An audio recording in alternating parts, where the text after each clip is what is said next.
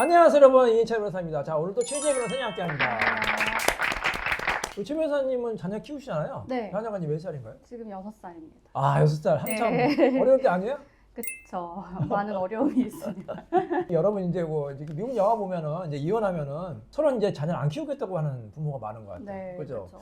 근데 이제 우리나라의 경우에는 이제 아직까지 서로 양육권, 친권을 서로 이제 키우겠다고 다투는 경우가 네. 많고, 물론 이제 협의가 되는 경우도 있는데, 요즘 들어서는 이제 글쎄 이제 미국식이라고 해야 되나? 이제 서로 이제 안 키운다는 분들도 조금씩 증가하고 있는 것 같아요. 네, 간혹 네. 있습니다. 네. 제일 어려운 사건이기도 한 것 그렇죠. 같아요. 그런 게 어려운 거죠. 아니, 그러니까 여러분도 한번 한 사람 생각해 보세요. 이제 자녀라는 건 일단 당사자의 의사가 중요한 거 아닙니까? 뭐 예를 들어서 엄마가 키운다, 아빠가 키운다고 뭐 대부분 그렇게 하죠. 뭐 당사 합의했는데 뭐 그거를 반대하는 판사가 어디 있겠어요. 근데 서로 키운다고 할 경우에는 일단 문제야. 그러면 이제 따져봐야겠죠. 아, 누가 잘 키울까? 뭐 이제 제가 이제 말씀드렸죠. 현상 유지 원칙. 지금 데리고 있는 그 별거 중에 데리고 있는 사람이 키울 가능성이 제일 높다. 그게 가장 중요한 거고. 그다음에 이제 뭐 여러 가지 양육 환경이라든지 뭐 2차적인 양육자, 뭐 경제적인 능력, 뭐 아이와의 애착 관계, 뭐 이런 거 다 보잖아요. 네. 그런 거 봐서 법원이 뭐 진짜 열심히 고민해서 아, 엄마가 더 낫다, 뭐 그렇게 판결 내리면 돼요. 가장 어려운 게 뭐냐면 서로 안 키운다고 할 때. 네. 여러분이 하면 결정권에서 그럼 어떻게 할 겁니까? 서로 안 키운다고 하면 판사가 어떻게 결정 내리겠어요? 그죠? 그래서 이게 가장 난감하거든요. 자, 그러게 하면 결국 어떻게 되나요? 서로 안 키운다고 끝까지 안 키운다면 어떻게 될까요? 저희 경험상 네. 그런 사건에서는 네. 판사님이 재판에서 네. 키운다고 하는 사람한테 네. 재산 분할이나 양육비 더 유리하게 아, 해줄 테니까 여러 가지 얘기해주겠다. 다음 재판 때까지 생각해보고 생각해라. 의견을 내라 어. 이러시는 경우도 있습니다. 그래도 안 키운다고 하면. 그러면은 결국은 아이 네. 의사를 확인할 수도 있겠고 네. 가사조사 등을 네. 통해서 근데 아이가 너무 어리다. 아이가 의사표현 못하면 어떻게 해요? 그런 경우는요 네. 재판이 진짜 오래 진행돼요. 그렇죠. 예. 그래서 뭐 계속 딜레이 되는 거죠. 네네. 뭐 1년, 2년, 3년. 그럼에도 불구하고 만약에 둘 다 서로 안 키웠다면 어떻게 될까요? 마지막에.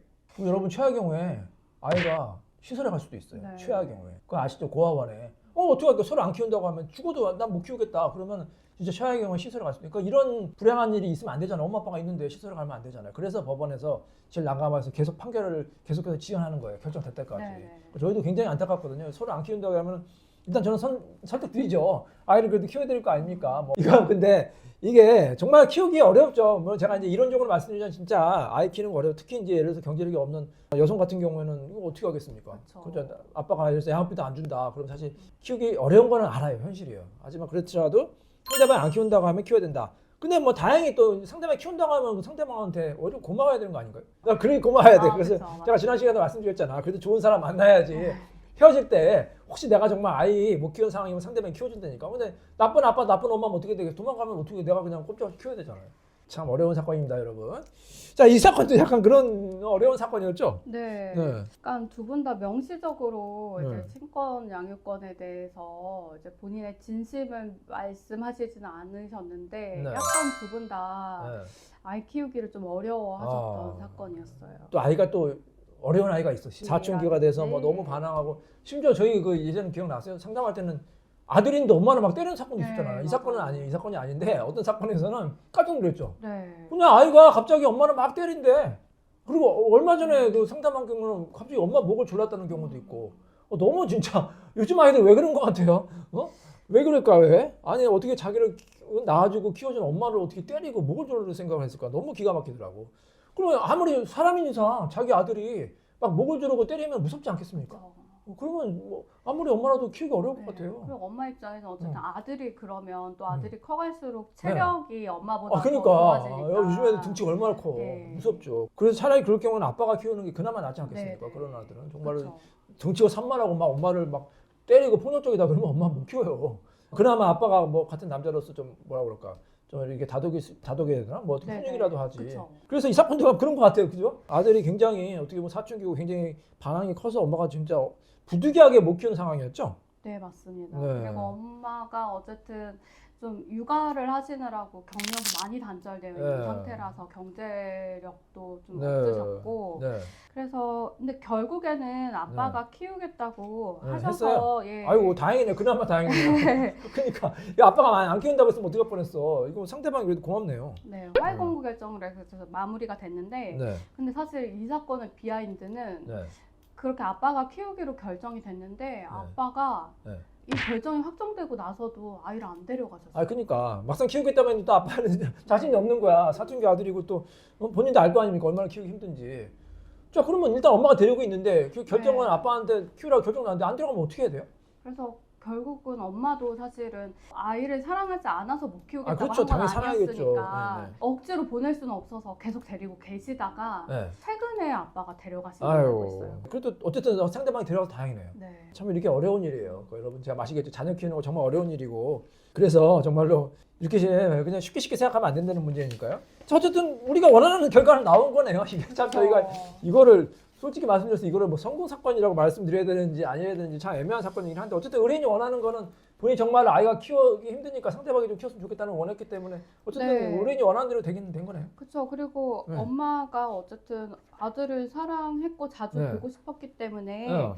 이제 면접 그렇죠. 교섭은 매주 진행하시는 걸로 나왔고 그런 거 잘 됐네요. 예, 면접은 양육- 보통 2주에 한 예. 번인데 매주 보는 건 굉장히 많이 보는 거. 그래서 네, 맞습니다. 엄마가 또 아들을 또 챙겨줘야 되니까. 네. 예. 그리고 양육비도 이제 의뢰인의 경제적인 사정 고려해서 최소 아이가 금액으로. 10대임에도 불구하고 최소 금액으로 예, 나왔죠. 최소 금액으로 나왔고. 나왔습니다. 어쨌든 그래서 감사 메시지 보내주셨네요.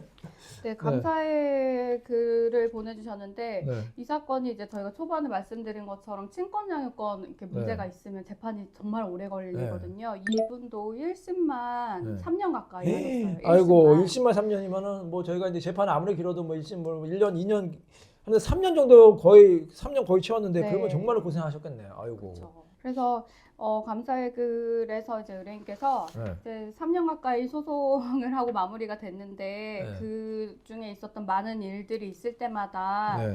이제 변호사님께서 자기가 원하는 게 무엇인지 먼저 네. 물어보고 그쪽으로 그렇죠. 방향을 정할 수 있도록 조언을 해주셨다. 네. 그러니까 저희가 사실 이분의 상황이 어려운데 무조건 애를 키우셔야 된다 이렇게 그렇죠. 그럴 수 말씀드리진 없죠. 않았고 네, 네. 항상 원하시는 게 뭔지 네. 여쭤보고 그쪽으로 유리한 방향을 제시를 해드렸거든요.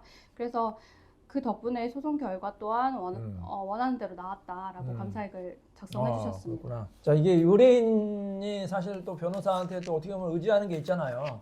변호사를 또 친구같이 아니면 또 어떻게 보면 전문가로서 뭐 선생같이 이렇게 이제 어떻게 보면 또 자문도 구하고 하는 건데 그때 저희가 자문을 잘 드려야 될 것 같아요. 저희가 또 워낙 경험도 많고 또 실력 있는 또 변호사들이 계시기 때문에 이런 걸 저희가 잘 처리하죠.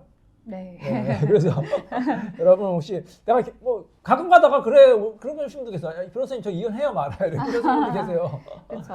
왜냐하면 본인도 확신이 안 서는 거야. 이거 이혼해야 될지. 자녀도 마찬가지인 거 같아요. 이거 제가 키워야 될 거야 말아야 될 거야. 결정 못 하시고 괜찮습니다 여러분. 결정 안 하고 오셔도 돼요. 뭐 이혼할지 안 할지 자녀를 누가 키울지. 왜냐하면 저희랑 또 대화하면서 그게 또 네. 풀어지거든. 저희가 또 웬만하면 또 잘 말씀드리죠. 엄마는 키워야 되는 거 아니고. 근데 여러 가지 사정들이 이거 도저히 못 키우겠네.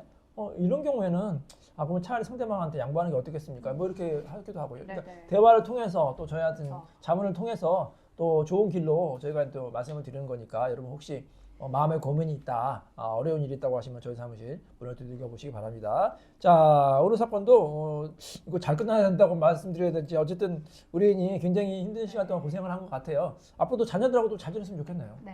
네, 자녀하고 잘 지내기를 바라겠습니다. 자, 저희는 다음 시간에 뵙도록 하겠습니다. 감사합니다. 감사합니다.